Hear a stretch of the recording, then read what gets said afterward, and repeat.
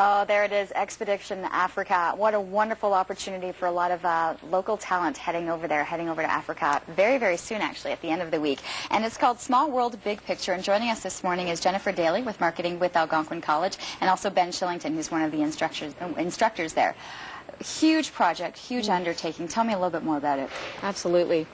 Well, at Algonquin College, we feel like we essentially touch the world on a daily basis, and so through our graduates who travel the world, through the many students that come from all over the world to come and study at our 3 campuses, and also through the work that we do at our campuses in India and Montenegro and China.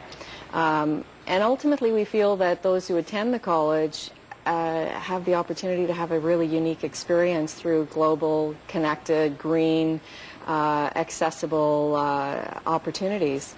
Small World, Big Picture has been a series of projects that have been undertaken since 2004 at the college, and they're really about the opportunity to make linkages between students, faculty, staff, community, the partners in our community to reach out to the world and have an impact there. And a huge fundraising effort, because this you almost raised about $50,000, and that's going to help build a dormitory, a girls' dormitory. It is. This next phase is, the next in a series of projects that have, taken us to Mount Everest through, from Cairo to Cape a few years ago, through 9 different countries.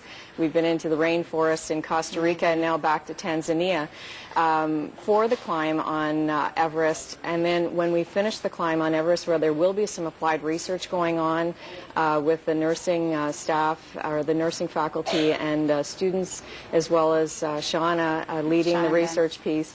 And then when we finish the climb, we'll be building a dormitory for a girls' dormitory at a school called a Wet School in Karatu. It's amazing. What a wonderful opportunity. And it's a tough climb. I mean, it's 4 miles going straight up Mount Kilimanjaro. What goes into the preparation? What goes into getting all these people ready to be successful? Well, I guess basically I like to break it down into 3 parts, so physical, mental, and material.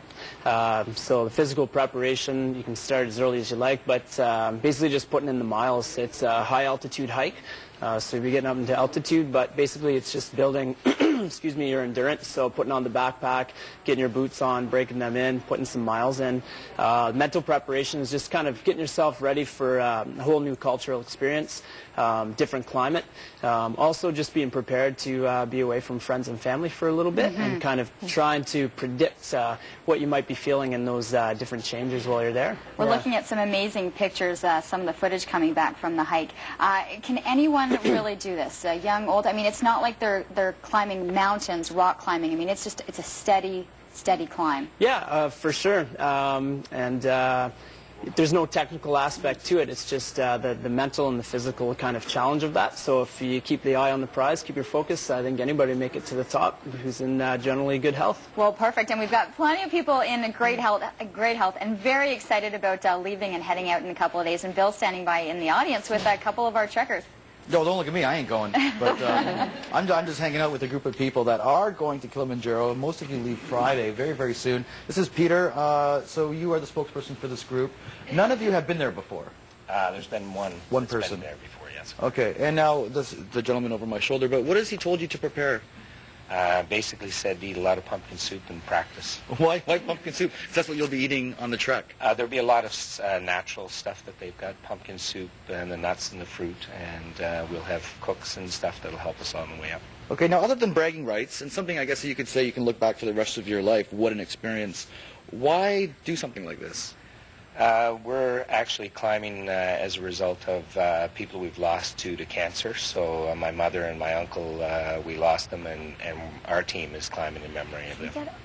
So there is a great reason to do it for that reason. I think that's awesome. Yeah, and we're also raising money for the climb to put the money into a girls' dormitory in Arusha. So as we've mentioned, we've got over $50,000 now. Okay. How do you? I understand the endurance. You can practice all you want here, and trek through a forest here, for instance, for that training. But not a lot of oxygen. How do you prepare for that? You can take things like Diamox or Viagra. But yeah, the guys are not allowed to take Viagra. But we actually drink a lot of water, and it's a slower pace, and there is like the medication that will help you deal with the high altitude. Okay. It's going to be awesome once you're at the peak. It's going to be very, very cool. I can only imagine that. I've seen the peak through clouds flying by, but to actually be up there, it's going to be amazing. We have someone on the phone after the break who I believe is there right now. That's correct. Ben Webster, our team leader, and Shauna Burke are currently in Nairobi, and they're getting ready for the climb for us and getting us all prepped. Well, we'll talk to them after the break. Outstanding. Stay with us. A Morning continues after this little bit of a break. We'll see you on the other side.